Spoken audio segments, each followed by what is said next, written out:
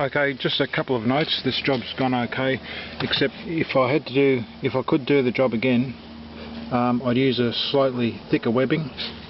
I've just used a belt from a work bag, and I'd say that'd be about 3/4 of a millimetre thick. It needs to be a little bit thicker, say this grade or a bit bigger, and also when I did the job I would have had the door just on a bit more of an angle, because it did swing out a little bit more, but it'll protect the hinges, it'll do its job, and if I have to replace it, well, that's what I'll do. Okay, so that's what I used. I just feel that it's a little bit thin. You do need to use webbing.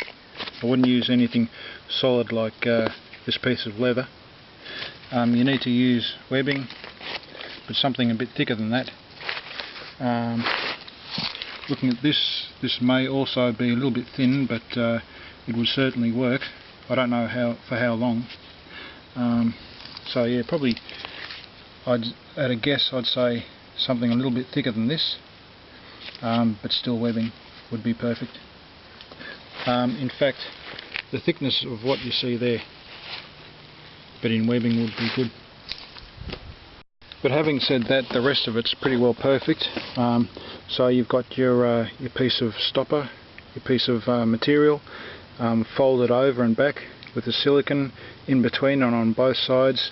You've got a metal bracket here on the face of this join and on the face of the back join there, with 3 screws in it.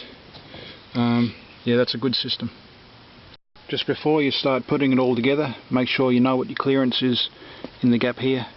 You don't want the door binding up against the the bolt or the what you build to attach your belt. I'm just throwing ideas up in the air. I'm thinking another thing you may be able to do is a thin rubber bungee cord, and just attach it in a similar way from there to the door.